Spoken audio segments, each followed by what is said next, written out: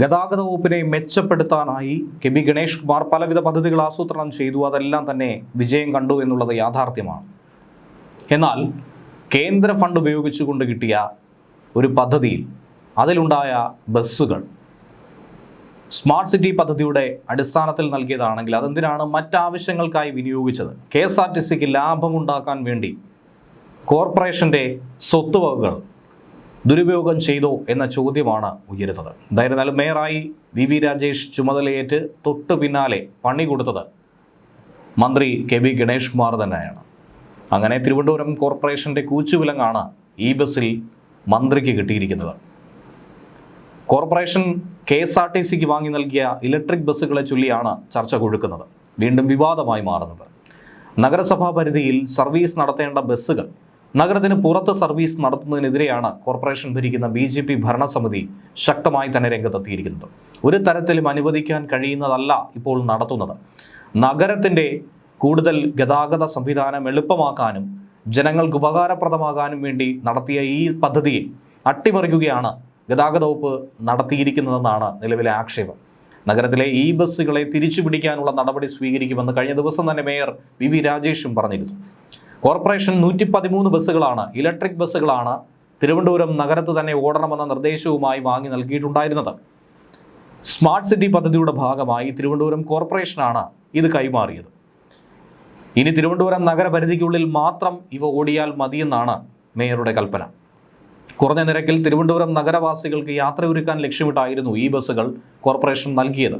പക്ഷേ KSRTC ആകട്ടെ ആ കരാർ ലംഘിച്ച് അവരുടെ താല്പര്യത്തിനനുസരിച്ച് മറ്റു ജില്ലകളിലേക്ക് മാറ്റിയെന്നാണ് മേയറുടെ കുറ്റപ്പെടുത്തൽ. കോർപ്പറേഷനുമായിട്ടുള്ള ധാരണയ്ക്ക് വിരുദ്ധമായി KSRTC ഏകപക്ഷീയമായി നിലപാടുകൾ സ്വീകരിക്കുന്നു. ഒരു തരത്തിലും അത് അംഗീകരിക്കാൻ കഴിയില്ല എന്ന് അദ്ദേഹം വ്യക്തമാക്കിയിരിക്കുന്നു. ആദ്യം 10 രൂപ നിരക്കിലായിരുന്നു നഗരപരിധിയിൽ ഈ ബസ് ഓടിയിട്ടുണ്ടായിരുന്നത്. എത്ര ദൂരം സഞ്ചരിച്ചാലും 10 രൂപ നൽകിയാൽ മതിയാകും. അന്നത്തെ ഗതാഗത വകുപ്പ് മന്ത്രിയായിരുന്ന ആന്റണി രാജു ഈ 10-ൽ നിന്നും 5-ലേക്ക് കുറയ്ക്കാൻ സാധിക്കുമോ എന്ന ചിന്തയടക്കം അന്ന് മുന്നോട്ട് വെച്ചിരുന്നു. ആകെ നഷ്ടത്തിലായി പൊളിഞ്ഞു കുത്തുവാള എടുത്തിരിക്കുന്ന KSRTCക്ക് അതിലും കുറഞ്ഞ റേറ്റിൽ ഓടാൻ കഴിയില്ല എന്ന് പിന്നീട് വ്യക്തമാക്കി. ശേഷം പുതിയ പരിഷ്കരണം കൊണ്ടുവന്നു. ടിക്കറ്റ് റേറ്റും കുത്തനെ ഉയർത്തി. സ്മാർട്ട് സിറ്റിയുടെ ഭാഗമായി കേന്ദ്ര സർക്കാർ കോർപ്പറേഷന് കൊടുത്ത ഈ ബസ്സുകൾ നഗരപരിധിക്ക് പുറത്തേക്ക് സർവീസ് നടത്തുന്നുണ്ടോ എന്നുള്ളത് പരിശോധിക്കണമെന്ന്.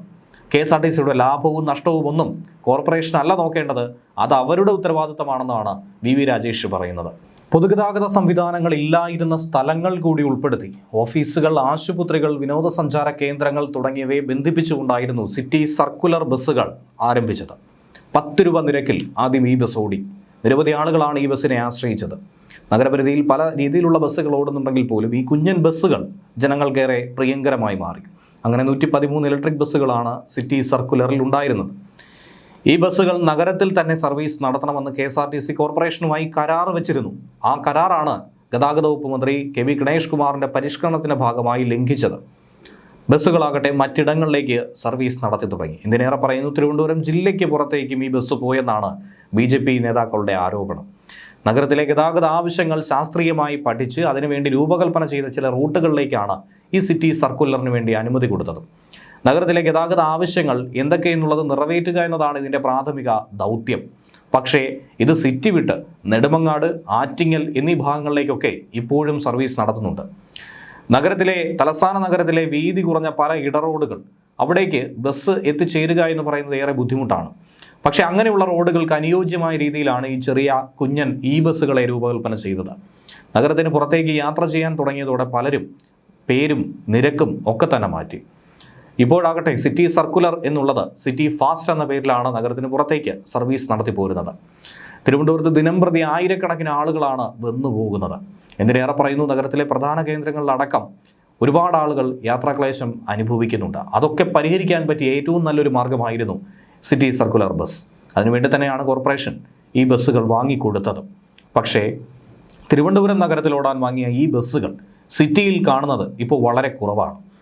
സിറ്റി റൂട്ടിൽ ഏറെ കുറച്ച് ബസ്സുകൾ മാത്രമാണ് ഇപ്പോൾ ഓടിക്കൊണ്ടിരിക്കുന്നത്. പകരം മറ്റ് റൂട്ടുകളിലേക്ക് ഓടി അതിൽ നിന്നും വൻതോതിൽ KSRTC ലാഭം കൊയ്യുന്നുവെന്ന ആക്ഷേപമാണ് ഉയരുന്നത്. ഈ ഘട്ടത്തിൽ കൂടിയാണ് കോർപ്പറേഷൻ മേയർ രാജേഷ് നിലവിൽ ശക്തമായ താക്കീത് നൽകുന്നത്. 2070 കാർബൺ ന്യൂട്രാലിറ്റി എന്ന ലക്ഷ്യം കൈവരിക്കുന്നതിന്റെ ഭാഗമായിട്ടാണ് നരേന്ദ്രമോദി സർക്കാർ തിരുവനന്തപുരത്തിന് ഈ ബസ്സുകൾ അനുവദിച്ചത്. തിരുവനന്തപുരം നഗരത്തിന് മാത്രമല്ല മറ്റു നഗരങ്ങളിലും സമാനമായി ഈ ബസ്സുകളെ കാണാൻ സാധിക്കും.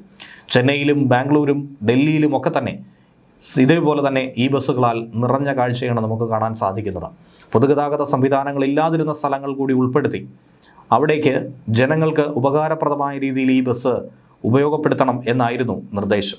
10 രൂപ നിരക്കിൽ ഓടിത്തുടങ്ങിയ ഈ ബസ്സുകൾ, സിറ്റി സർക്കുലർ ബസ്സുകൾ പെട്ടെന്നായിരുന്നു ജനകീയമായത്. സിറ്റി ഫാസ്റ്റ് എന്ന രീതിയിൽ KSRTC ഇതിനെ പിന്നീട് അവതരിപ്പിച്ചത് നിരക്ക് കൂട്ടാനുള്ള മറ്റൊരു തന്ത്രമായിരുന്നു എന്ന ആക്ഷേപവും ഇതോടൊപ്പം തന്നെ ഉയരുന്നുണ്ട്. ഈ ബസ്സുകളുടെ പ്രവർത്തന ചിലവ് കുറവായതുകൊണ്ട് തന്നെ യാത്രാ നിരക്ക് കുറച്ച് സർവീസ് നടത്താൻ കഴിയും. സാധാരണ ഡീസൽ ബസ്സുകളിൽ കിലോമീറ്റർ പരമാവധി 5 വരെയാണ് ലഭിക്കുന്നത് 1 ലിറ്റർ ഡീസലിന്. എന്നാൽ ഈ ബസ്സുകളിലാകട്ടെ അത് വലിയ തോതിൽ നേട്ടമുണ്ടാകുന്നുണ്ട്. കുറഞ്ഞ മെയിൻ്റനൻസ് ചിലവടക്കമുള്ളതുകൊണ്ട് ഈ ബസ്സുകൾ കൂടുതൽ ലാഭത്തിലോടാനും ജനങ്ങൾക്ക് ലാഭത്തിൽ യാത്ര ചെയ്യാനും സാധിക്കുന്ന ഒന്നായിരുന്നു. സ്വകാര്യ ബസ്സുകളെ സംരക്ഷിക്കാനാണ് സിറ്റി സർക്കുലർ ബസ്സുകൾ എന്ന ആശയം KSRTC തകർത്തത് എന്ന ആക്ഷേപവും ഇതോടൊപ്പം തന്നെ ശക്തമാകുന്നു. നഗരപരിധിയിലോടുന്ന സ്വകാര്യ ബസ്സുകൾക്ക് തുടക്കത്തിൽ തന്നെ ഈ ബസ്സുകളോട് വലിയ എതിർപ്പുണ്ടായിരുന്നു. അതുകൂടാതെ പലതരത്തിലുള്ള പ്രശ്നങ്ങൾ തുടക്കത്തിൽ അഭിമുഖീകരിച്ചിരുന്നു. എന്നാൽ ഇതിന് അനുകൂലമായ രീതിയിൽ ഗതാഗത വകുപ്പ് മന്ത്രി KV ഗണേഷ് കുമാർ നിലകൊള്ളുന്നു എന്നുള്ളതാണ് ഇപ്പോഴത്തെ ഈ സംശയം കൂടുതൽ ബലപ്പെടാനുള്ള കാരണം. തിരുവനന്തപുരം നഗരത്തിന് അനുവദിച്ച ബസ്സുകൾ ഇടുക്കി, കട്ടപ്പന തുടങ്ങിയ സ്ഥലങ്ങളിലാണെന്നുള്ള ആരോപണം അടക്കം നേരത്തെ ഉയർന്നു കേട്ടിരുന്നു. താനും മറ്റ് കൗൺസിൽമാരും ചേർന്ന് ഇടുക്കിയിലും കട്ടപ്പനയിലും നെയ്യാറ്റിൻകരയിലും പോയി ബസ് തടയുമെന്ന് വാർത്ത നൽകിയതിനെ തുടർന്ന് ചില ബസ്സുകൾ പിൻവലിക്കാൻ അധികൃതർ തയ്യാറായെന്നും ഇടക്കാലത്ത് കേട്ടിരുന്നു. എന്നാൽ ഇപ്പോഴും ആറ്റിങ്ങലിലും വെഞ്ഞാറമൂട്ടിലുമൊക്കെ ഈ ബസ്സുകൾ സർവീസ് നടത്തുന്നു എന്ന വിവരം ലഭിക്കുന്നു. നെടുമങ്ങാട്, നെയ്യാറ്റിൻകര, ആറ്റിങ്ങൽ തുടങ്ങിയ മേഖലകളിൽ നഗരത്തിലേക്ക് ആളുകളെ കൊണ്ടുവരാൻ വേണ്ടിയാണ് അവിടത്തേക്ക് ബസ്സുകൾ അയച്ചതെന്നാണ് ഉദ്യോഗസ്ഥർ അനൗദ്യോഗികമായി മറുപടി കൊടുത്തത്. എന്നാൽ നഗരത്തിൽ മാത്രം ഓടേണ്ട ബസ്സുകൾ അങ്ങനെ ദീർഘദൂരം സഞ്ചരിക്കേണ്ടതില്ല. നഗരത്തിലേക്ക് ആളുകൾക്ക് വരാൻ കൂടുതൽ സൗകര്യമൊരുക്കുന്നതിന് വേണ്ടിയാണോ ഇത്തരമൊരു ക്രമീകരണം എന്നുള്ളത് പരിശോധിക്കേണ്ടതാണ്. നഗരത്തിലേക്ക് എത്താനായി ഒട്ടനവധി ബസ് സർവീസുകളുണ്ട്. നഗരത്തിനകത്ത് സഞ്ചരിക്കുന്നതിലാണ് ഏറ്റവും വലിയ ബുദ്ധിമുട്ടുള്ളത്. തിരുവനന്തപുരം സിറ്റിയിലേക്കുള്ള മലിനീകരണം കുറയ്ക്കുക എന്ന പ്രധാനപ്പെട്ടൊരു നടപടിയുണ്ട്. അതിനുവേണ്ടി ഈ ബസ്സുകൾ ഒരുപാട് തന്നെയാണ് സംഭാവന നടത്തുന്നത്. നിലവിൽ നിയമ നടപടികൾ സ്വീകരിക്കുമെന്നും ഇപ്പോഴത്തെ ബസ്സുകളുടെ സാഹചര്യം പരിശോധിച്ച് ആവശ്യമെങ്കിൽ എല്ലാം തന്നെ തിരിച്ചു വിളിക്കുമെന്നാണ് VV രാജേഷ് മുന്നറിയിപ്പ് നൽകുന്നത്. റൂട്ട് മാറി ഓടുന്ന സിറ്റി ബസ്സുകൾ ഇല്ലാതായതോടെ ഈ ബസ്സുകളെ മാത്രം ആശ്രയിച്ചിരുന്ന പ്രായമായവരുടെയും കുട്ടികളുടെയും ഒക്കെ തന്നെ യാത്ര ഏറെ ബുദ്ധിമുട്ടിലായിട്ടുണ്ട്. വിദ്യാർത്ഥികളടക്കം നിരവധി ആളുകളായിരുന്നു ഈ ബസ്സിനെ ആശ്രയിച്ചിരുന്നത്. മുൻ ഭരണസമിതി ഇതിനെതിരെ രംഗത്ത് വന്നെങ്കിലും കാര്യമായ മാറ്റമൊന്നും അന്ന് കൊണ്ടുവരാൻ കഴിഞ്ഞിരുന്നില്ല.